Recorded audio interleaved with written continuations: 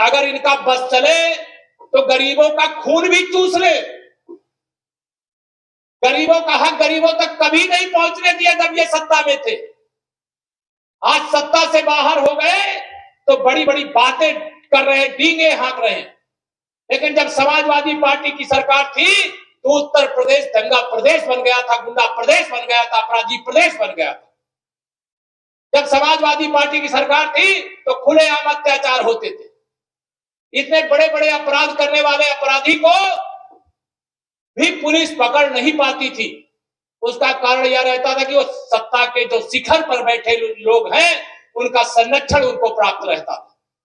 लेकिन आज आप सबके ही आशीर्वाद से 2014 में आपने हमें लोकसभा जिताया, 2017 में विधानसभा जिताया, 2019 में फिर लोकसभा जिताया, 2022 में फिर विधानसभा जिताया, 2024 में फिर से तीसरी बार नरेंद्र मोदी जी को देश का प्रधानमंत्री बनाया। यह आपका धन्यवाद करता हूं। ये गरीबों के भाग्य से मोदी जी देश के प्रधानमंत्री बने, अन्यथा राहुल गांधी जी, अखिलेश यादव जी वगैरह का बस चलता तो ये मोदी जी को प्रधानमंत्री बनने से रोकना चाहते थे।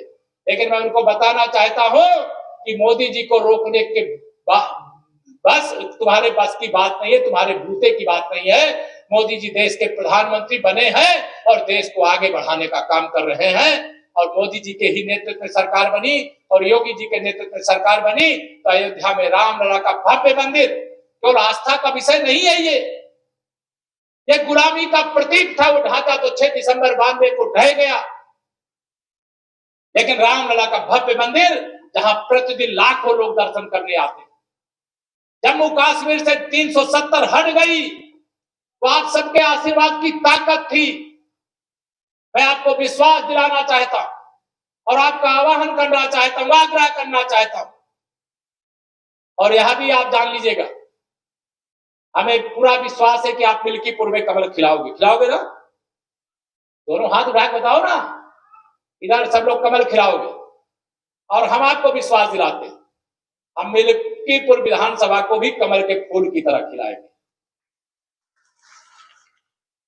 नकल माफिया हो, चाहे भू माफिया हो, चाहे भर्ती माफिया हो, अनेक प्रकार के माफियाओं का गैंग है और उस गैंग के सरदार श्री अखिलेश यादव जी।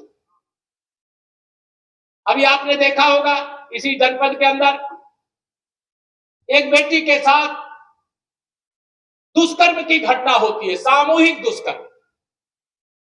मुकदमा लिखा जाता है, हमारी सरकार कार्रवाई करती है। अखिलेश यादव जी कह रहे हैं डीएनए जांच कराइए। डीएनए जांच कराने के बाद वह भी रिपोर्ट में आया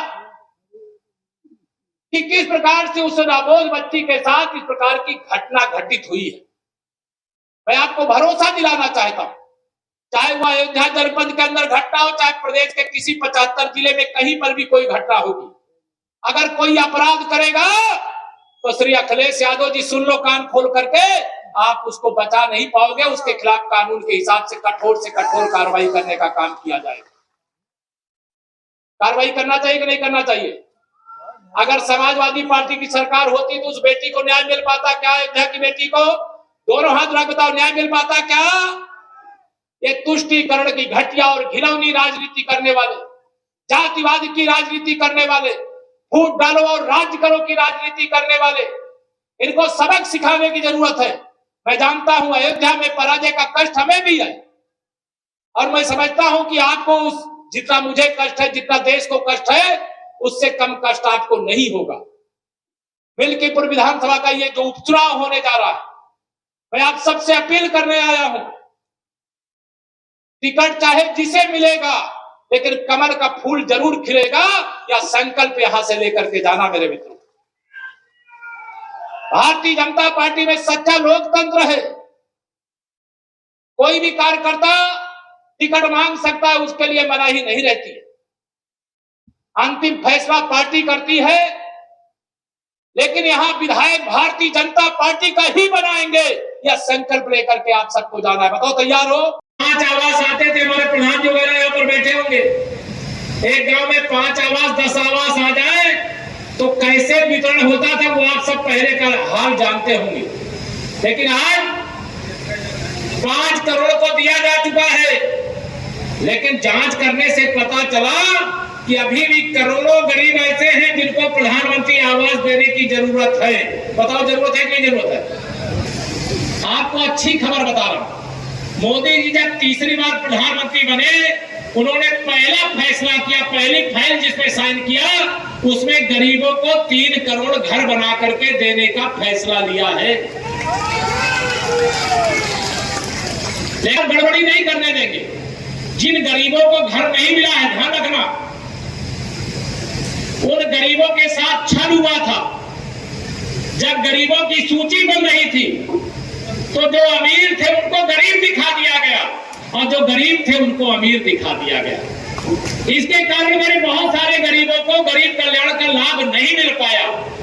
लेकिन मोदी जी भी तो जानते हो, वो गरीब माँ बाप के बेटे हैं, गरीबों का दर्द जानते हैं, गरीबों की समस्याएं जानते हैं, गरीबों के सामने जो चुनौतियां उनको जानते हैं। तो उन्होंने फिल्टर लगा दिया। गांव-गांव में आजकल सूची बनना शुरू हो गई। जो प्रधानी का चुनाव लड़ने वाले, मैंने कहा है क्योंकि प्रधानमंत्री ने, आप बताओ यहां पर बैठे हो, अनेक गरीब ऐसे होंगे पहले इलाज कराने का पैसा नहीं होता था, बीमा मिल रहा है कि नहीं मिल रहा है? जोर से इतने इधर माताओं बहनों को नहीं मिल रहा है, लग रहा नहीं मिल रहा, क्या मिल रहा बताओ कि नहीं? 80 करोड़ देश में लोगों को प्रधानमंत्री गरीब कल्याण अन्न योजना से राशन दिया जा रहा है। मोदी जी की सरकार बनने के बाद हिंदुस्तान में बिना खाए, समाजवादी पार्टी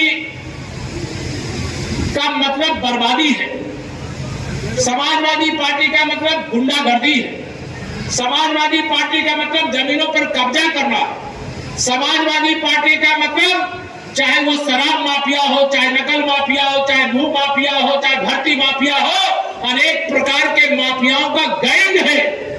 और उस गैंग के सरदार श्री अखिलेश यादव जी। अभी आपने देखा होगा इसी जनपद के अंदर एक बेटी के साथ दुष्कर्म की घटना होती है, सामूहिक दुष्कर्म, मुकदमा लिखा जाता है, हमारी सरकार कार्रवाई करती है। अखिलेश यादव जी कह रहे हैं डीएनए जांच कराइए। डीएनए जांच कराने के बाद वाली रिपोर्ट में आया कि किस प्रकार से उस अबोध बच्ची के साथ इस प्रकार की घटना घटित हुई है। मैं आपको भरोसा दिलाना चाहता हूं, चाहे वो अयोध्या जनपद के अंदर घटना हो, चाहे प्रदेश के किसी 75 जिले में कहीं पर भी कोई घटना होगी, अगर कोई अपराध करेगा तो श्री अखिलेश यादव जी सुन लो कान खोल करके, आप उसको बचा नहीं पाओगे। उसके खिलाफ कानून के हिसाब से कठोर कार्रवाई करने का काम किया जाएगा। कार्रवाई करना चाहिए कि नहीं करना चाहिए? अगर समाजवादी पार्टी की सरकार होती तो उस बेटी को न्याय मिल पाता क्या? अयोध्या की बेटी को दोनों हाथ में बताओ, न्याय मिल पाता क्या? ये तुष्टीकरण की घटिया और घिनौनी राजनीति करने वाले, जातिवाद की राजनीति करने वाले, फूट डालो और राज करो की राजनीति करने वाले, इनको सबक सिखाने की जरूरत है। मैं जानता हूं अयोध्या में पराजय का कष्ट हमें भी है और मैं समझता हूं कि आपको उस जितना मुझे कष्ट है, जितना देश को कष्ट है, उससे कम कष्ट आपको नहीं होगा। मिल्कीपुर विधानसभा का ये जो उपचुनाव होने जा रहा है, मैं आप सबसे अपील करने आया हूं, टिकट चाहे जिसे मिलेगा लेकिन कमल का फूल जरूर खिलेगा, या संकल्प यहां से लेकर के जाना मेरे मित्रों। भारतीय जनता पार्टी में सच्चा लोकतंत्र है। कोई भी कार्यकर्ता टिकट मांग सकता है, उसके लिए मनाही नहीं रहती। अंतिम फैसला पार्टी करती है, लेकिन यहां विधायक भारतीय जनता पार्टी का ही बनाएंगे, यह संकल्प लेकर के आप सबको जाना है। बताओ तैयार हो? दोनों हाथ में बताओ, माता बहनों तैयार हो? धन्यवाद बाबा। अगर आप ये वीडियो YouTube पर देख रहे हैं तो हमारे चैनल को सब्सक्राइब करें और बेल आइकन को दबाना ना भूलें। अगर आप Facebook पर ये वीडियो देख रहे हैं तो हमारे पेज को लाइक करें।